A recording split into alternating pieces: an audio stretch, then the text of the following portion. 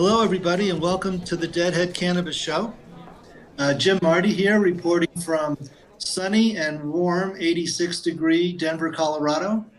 I've got my partner up in Chicago, Larry Mishkin. Larry?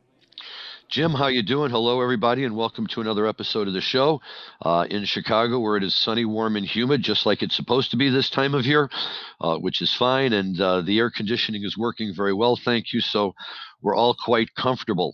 All is going well. No new word on our licenses, Jim. It's becoming a little bit of a sick joke almost that we keep plodding along week after week and just kind of expect that next week we're going to hear, next week we're going to hear, and absolutely nothing.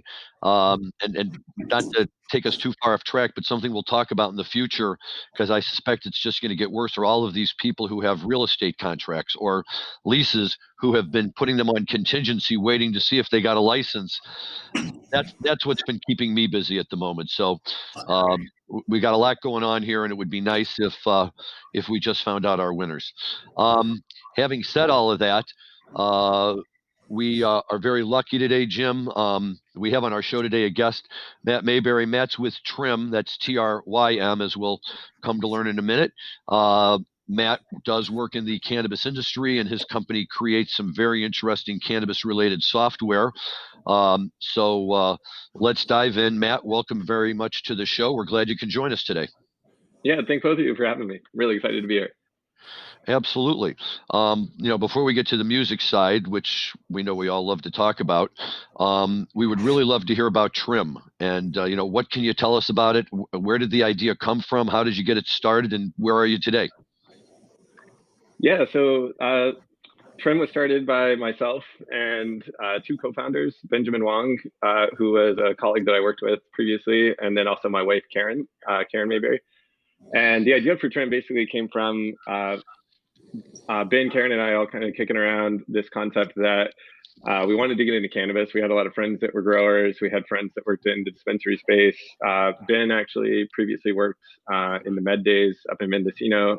He worked on a farm in his mid-20s roughly. And then I actually worked in, I guess, what we call the legacy market now on the East Coast when I was following around rock bands for a good part of my 20s. Cannabis was a reasonable part of that effort. And so we had experience in the industry. Ben and I both were working at the time at a tech company as engineers.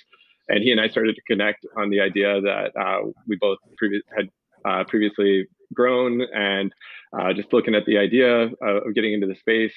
Since Karen had done some home growing and Ben and I had both done some really lightweight commercial growing, we decided that the cultivation space was probably the place that we should look. We started looking around the market and looking at the technology that existed. And what we found was in California, specifically where we were looking around the end of 2017, early 2018, there were technologies that existed, but the majority of growers, like the tried and true technology they were using to grow was still the stuff that people were using when we were growing. And it was, pen and paper, notebooks, and maybe some Excel to track data. And so we first started trying to figure out how we could actually get data out of these grows to help growers so that they could grow a better product. And that was the initial inception. We started out with the idea that we would be a data company. And then along the way, we realized there were things that we needed to do to actually become that. So a lot of one of the biggest operational expenses growers have is their labor. And so we needed a way to track their what their team's doing and who's doing it and how much time do they spend on things. Another big expense is what they spend on energy and their cooling and their things like the temperature, humidity, and CO2 are obviously really big contributors to the quality of the product that you get out of it as well, that you get out of the grow. And so we started looking at how we could track the things that have an impact on the grows and do it in a way that was done in such a way that we could actually leverage that data into the future to provide insights into how to improve your crops in the future. So that was the initial inception. Along the way, we got kind of pulled into the cannabis compliance area because that's obviously a big piece of running a grow in the legal markets. So now we also have an integration with Metric, but we just constantly listen to our customers, figure out what problems they have, and then figure out how to address it. So Matt, does your product then help them with their cost accounting? Because as an accountant in the industry, with lots of clients and lots of cultivation clients, but very few of them really understand their true cost to grow a pound of marijuana. Yeah, so I'd say that's definitely been a goal of our product from the beginning, and it's one that we're getting really close to. So right now, we actually initially had the idea, Ben and I at the company that we were at previously, we're at a solar technology company, and so we had a lot of experience in energy. So our initial idea was, let's do something in energy management. But as we started to interview growers and do reviews on the grows, we realized that there were other things that were more important than doing that, and tracking labor and tracking environmentals and compliance kind of bubbled up as the most important things. We did actually write a piece of code very early that would allow us to get energy bill information around how much they were spending and be able to attribute that to the plants.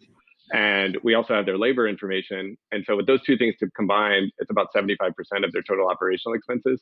We haven't yet done QuickBooks integration, but that's something that's on our roadmap. And when we combine all of those things together, we'll be able to actually get that kind of what we believe is going to be the most sophisticated cost of goods sold for cultivators that exist. And so that's definitely a goal of ours. And it's one that a lot of customers have been asking for. So certainly something that we're looking at pretty heavily.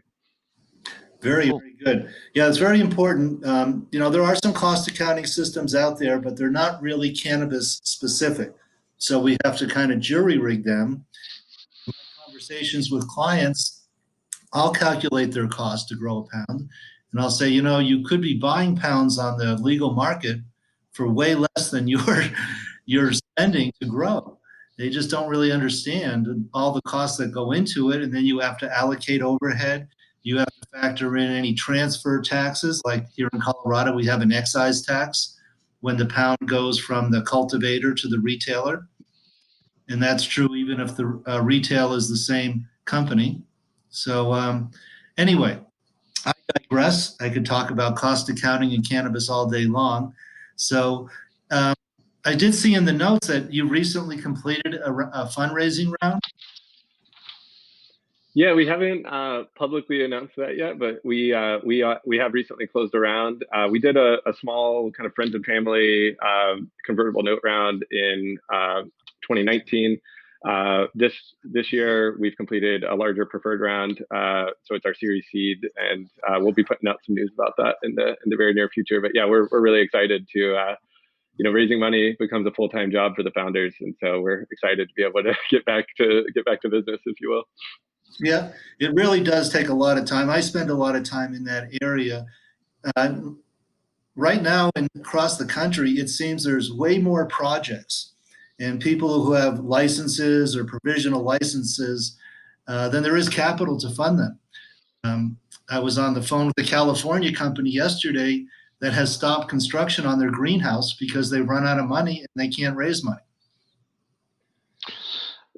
And I'm seeing a lot of that with my clients too, so the fact that you guys can go out and have a successful raise obviously speaks to, both the quality of your project and, the fact that you guys know what you're doing out there, which is a very valuable skill to have in this industry where there's lots of ideas and only so much money to go around. Now, let me ask you the $1 million question that always comes up when we talk about something like this.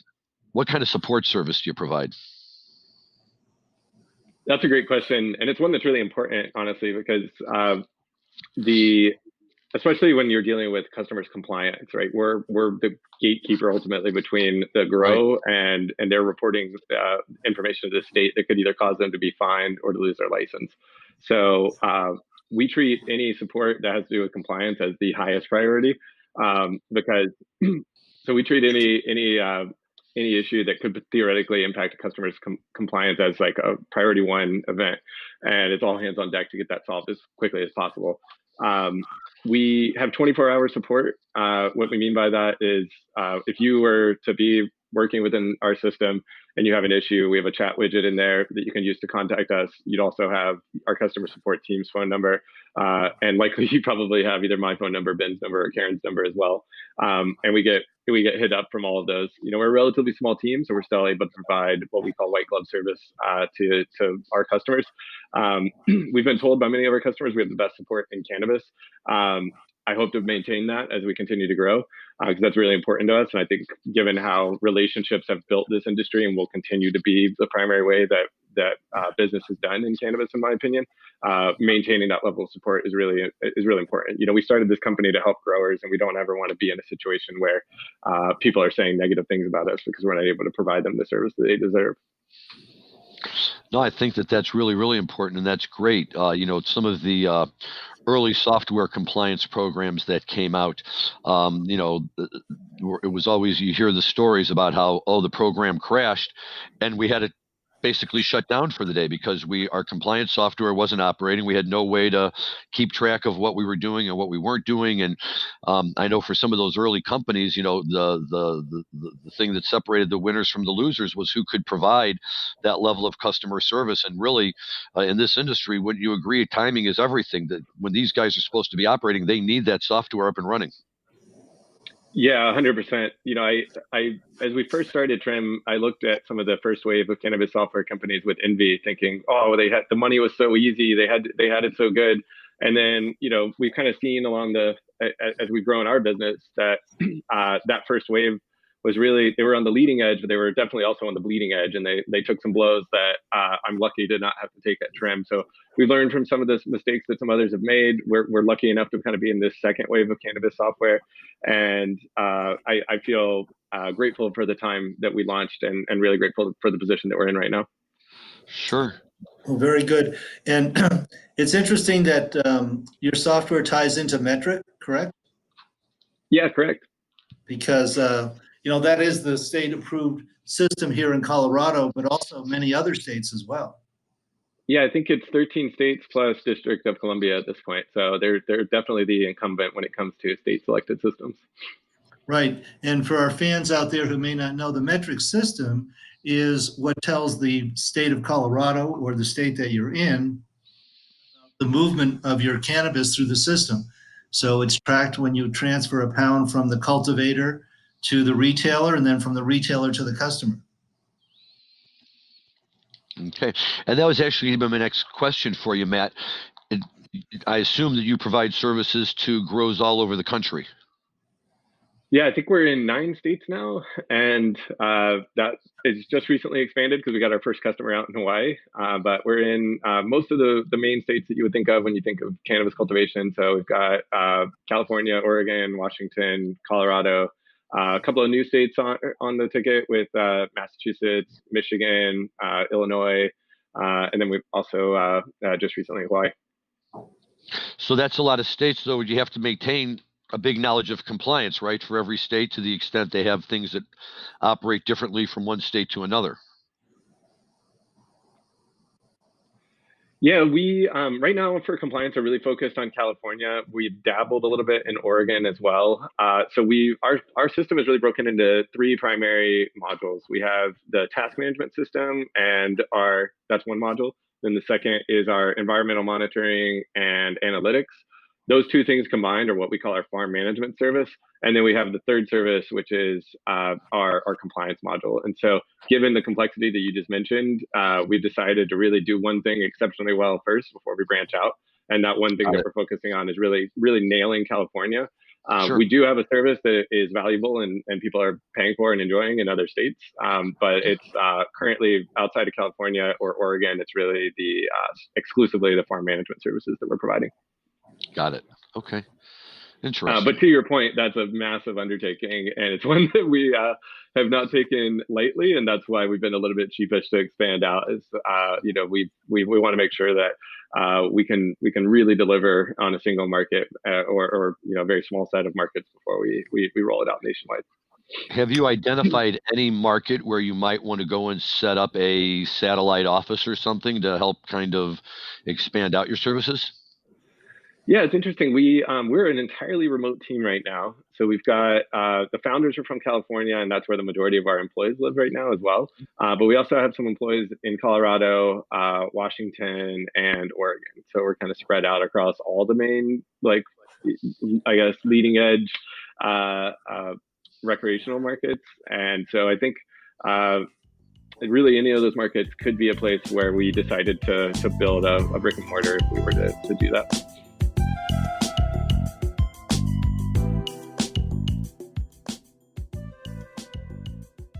Okay. And have you guys kind of like put together, without revealing any company secrets, obviously, but plans to keep up with this market as it's growing? Right in Illinois, we're about to get 40 new craft growers, realistically any day now. The 20 plus medical cultivators are all now expanding into adult use cultivation, and all of these states are coming online. That puts a real amount of pressure on you. Do you guys feel like you have the ability to scale and to be able to service all these markets as they come online? Yeah, it's interesting. We've recently really when we first started, we were more focused on craft and kind of single site cultivators, and over time, just by nature of us maturing and some of our customers maturing along with us, we've moved into much more of like a multi-site or even multi-state operator kind of clientele. So we're working with some large brands like Cream of the Crop and Cresco Labs and things like that now. So we've been successful enough, or we've been lucky enough, I should say, to really win the business to some of these larger brands. And with that, the great thing about that is we also get their portfolio of cultivation facilities that are largely distributed across a lot of the new markets and things like that as well. So we, as a result of having some of these larger customers, that's ultimately what has led us into some of these newer markets. Okay, so you guys are really, probably on top of these markets as anybody right now, as you kind of, scope them out. Just curious, I get asked this question all the time. Let me ask you, where do you see this industry 5 years from now? That's a really good question. All of your questions are really good, to be honest. It's making me think a lot. Yeah, so I think that what we're going to see in cannabis is really similar to what you've seen in the past with the wine and spirits and beer industry. Where like right now there is one sector of the beer industry that's actually growing and making money, and it's the microbrewery industry. But it's only like 80% of the beer produced in the US is produced by about 5 brands, and then 20% is produced by like 4,000 brands. But that's the one sector that if you look at revenue growth and things like that, that's actually really growing.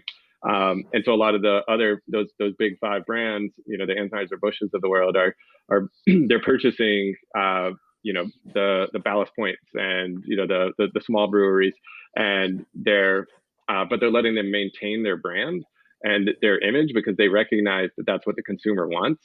The consumer doesn't want the big brand; they want the boutique brand. They want the local, down the street brewery. And I think that we're going to see that with cannabis. I think we're going to see a lot of consolidation. I think some of it will get rolled into master brands, and things. A lot of companies will be going to market as these big conglomerates. But I also think that you're going to see a massive amount of acquisition where they maintain the integrity of the brand that they bought because they know that's what they're buying. And so I think if beer and wine, I think, are too specific. Even craft spirits, that's pretty big in the Bay Area now. These like craft distilleries and things. Sure. I think those are a good model for what we will likely see in cannabis, at least on the recreational side. Yeah. I can't speak as much to the medical side just because I know less about it. But I mean, that's going to be really exciting, I'm sure. Sure. Right. Well, I've given this a lot of thought too, and I really think it will look more like the craft beer industry. That's what it looks like today, really. It's craft growers. Some grow for price, some grow for quality. And you have a wide range of prices and quality when you go to a dispensary in any of the adult use states. But the big impediment to big alcohol and big pharma, tobacco to come into this industry is that you can't cross state lines with the product. It's all within the state as far as sales go. So you can't export your pounds. So that's a big impediment to, and it's actually, in my opinion, a fairly good impediment if you like the way the industry looks today. And if the industry was to be rolled out across all 50 states, and the Colorado model or the Oregon or Seattle model, California's coming along. California has its own challenges, as I'm sure you know, Matt. You still have a very vigorous illicit market.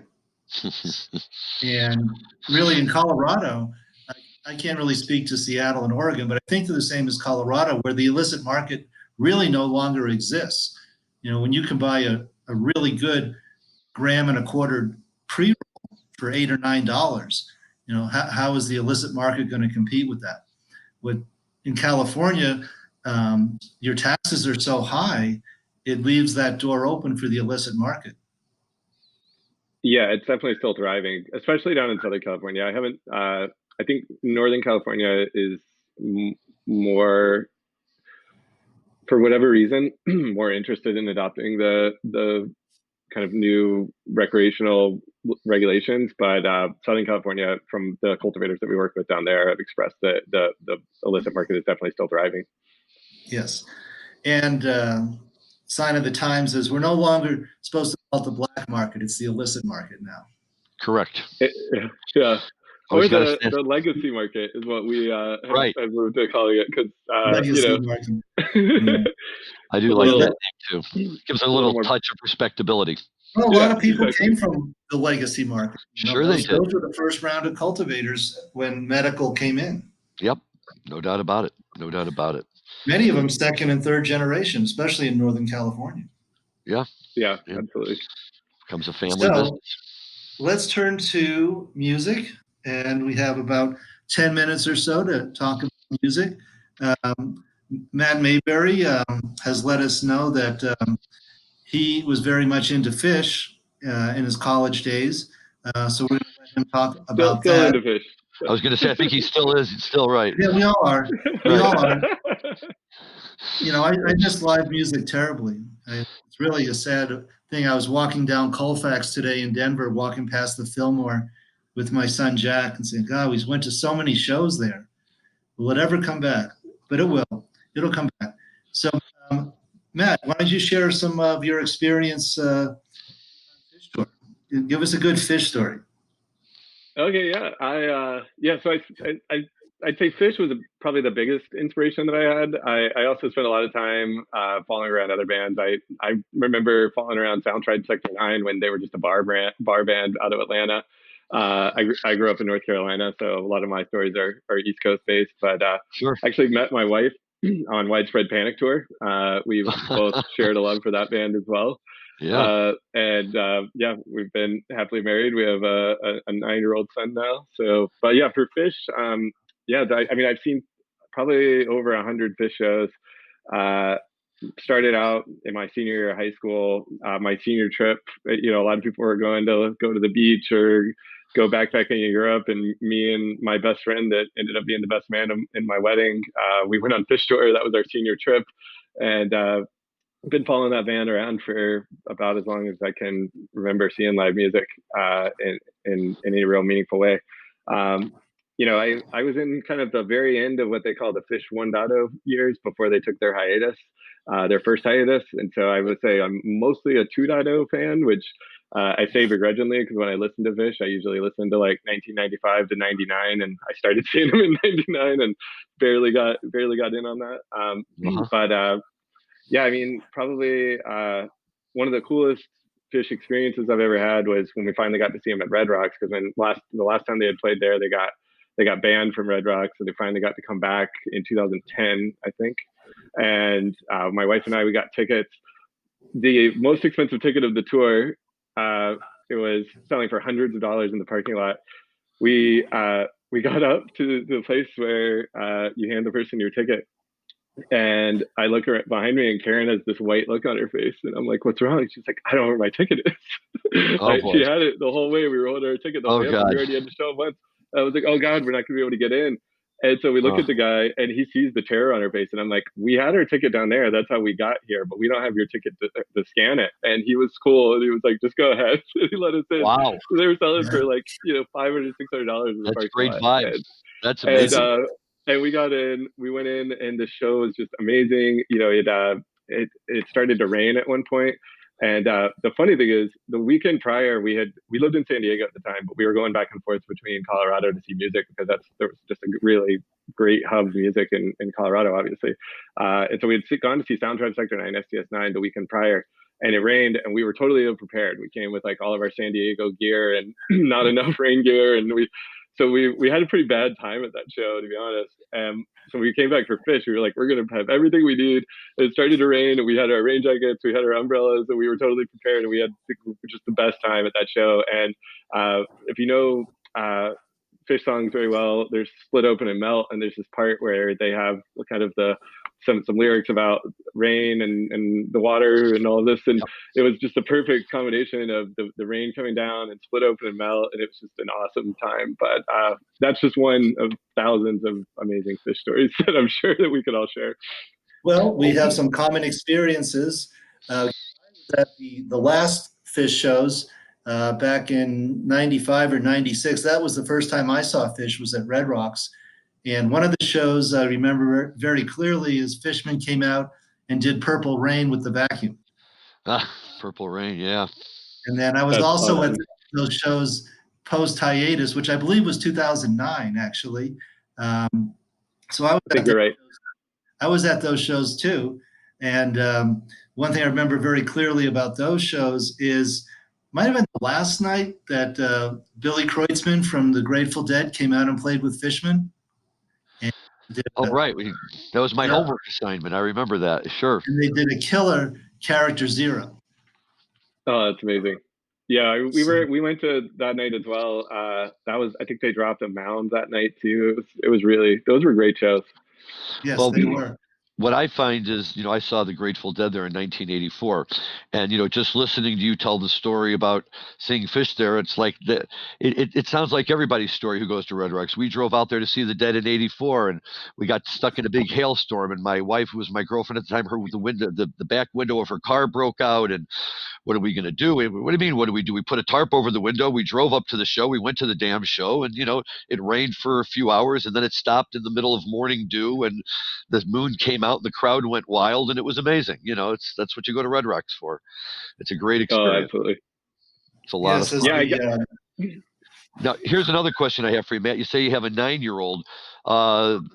Does your 9-year-old listen to fish? Does your 9-year-old hate fish? And Jim and I can both relate to this. I have 3 boys. They range now in age from 29 to 18. And all of them, when they were younger, used to get mad because we'd go on road trips and I would play the Dead all the time. Now I find I go to put on something and like half of my CDs are missing because they come in and they grab them and they're running around listening to the Dead. Although I will say that for their age, appropriately, they are all big Phish fans and they've been going to all the Phish shows. I've seen my share, but I consider myself a Deadhead first and a kind of late comer to the Phish scene. Yeah, I'd say my son is he has patience for my love of fish. He listens to it. He doesn't complain, but he does make fun of me a little bit when I put on a song and he was like, is this more fish? That being said, when I'm putting him to bed, if he wants me to sing him a song, he knows that I only know fish songs, and he'll be like, sing Velvet Sea again, Dad. So it's good. So I think he likes it, but he also enjoys making fun of me a little bit for it. I am a Dead fan. I'm a Dead fan that never saw Jerry, so I have a hard time saying I'm a Deadhead because I was in 8th grade, I guess, in '95, so I wasn't really in my full swing to go see shows yet, and so I never got to see Jerry, but I did follow. I saw a lot of Phil and Friends. One of my favorite shows I ever saw was Phil and Friends at Independence Arena in Charlotte, North Carolina, and it was with Steve Kimmock, and it was really, really good Phil and Friends. But saw him at the Oakland Coliseum in 2002 as well, and then I even did a whole Phil tour when they were playing with the Allman Brothers, or what was left of the Allman Brothers, and they switched back and forth on that tour. Phil would start one show, and then Allman would do the second set, and then the next show, the Allman Brothers would start, and Phil would do it, and it wasn't a big long string. I think it was like 8 shows on the East Coast, but it was awesome. It was a lot of fun. I actually saw that one year with the Jerry Garcia Band and Frank Zappa in 1984. They were doing a tour, and they came through Chicago, and every night, according to the story, they would flip a coin backstage. And so Garcia Band came out to open, and at first we were all bummed because we were hoping for a nice long guard. And I'd never seen Frank Zappa before, but boy, that was an experience. And I was as much as I would have loved to have seen Jerry all night, having a chance to really see Frank Zappa live was quite an experience for me. It was a lot of fun. Well, that's great. That's a cooler story than mine. I'll tell you that. That's awesome. I never got to see Frank Zappa. Yeah, it was. He's, everything that he was advertised to be. He was a tremendous guitar player. He was a real joker, and singing songs like "Ride My Face to Chicago" and things like that. And it was just like, okay, this is. But then it made me just think of his catchphrase, when he just shut up and play your guitar. And when he did, yeah, he was really, really something. It was a lot of fun to see. A lot of fun to see. Did you catch any of the donut shows, Matt? No, the baker's dozen.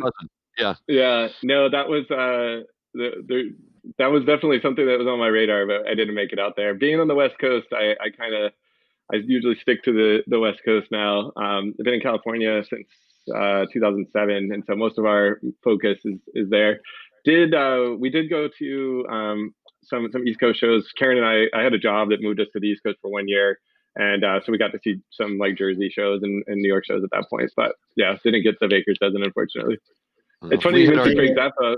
We just actually went to Tahoe this weekend or this past week. And on the way up there, we were listening to Phish, as you might expect. And a song came on and Karen was like, "What's this? This is awesome."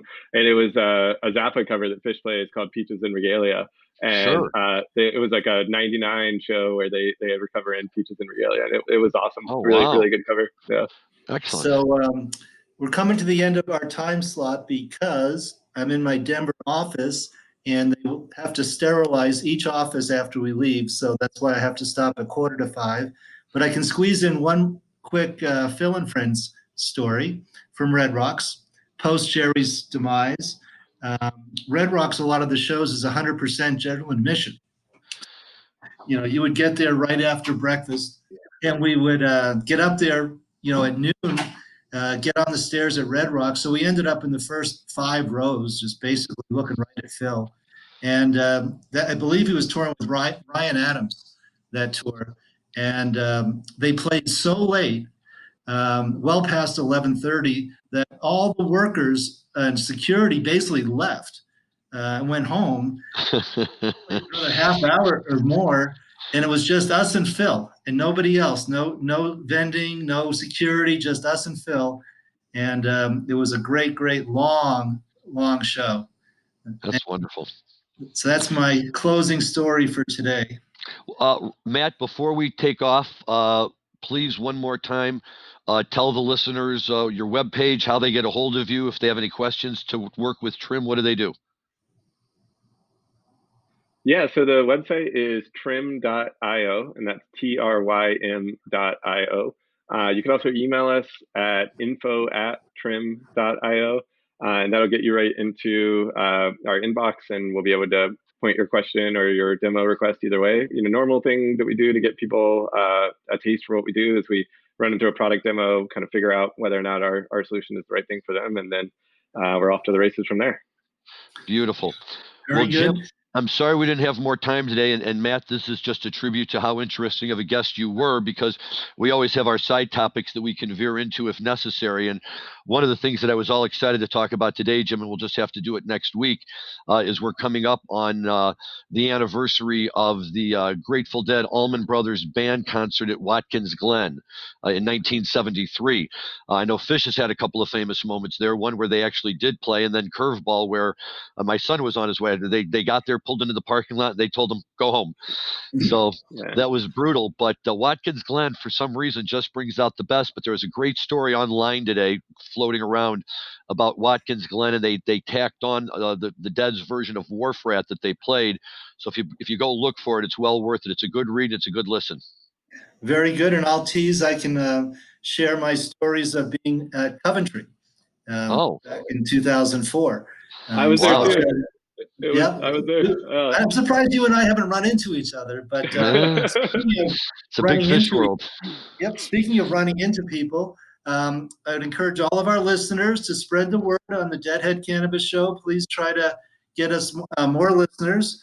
But we are getting a lot of listeners, Larry, because I bump into people now all the time who say how much they love our podcast. I have heard people say that to me as well, and besides just my father. So it's nice to expand my base out a little bit and know that there's people out there listening.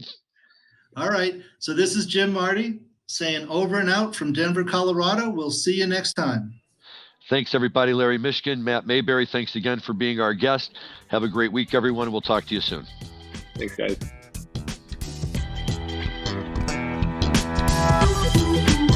Bye.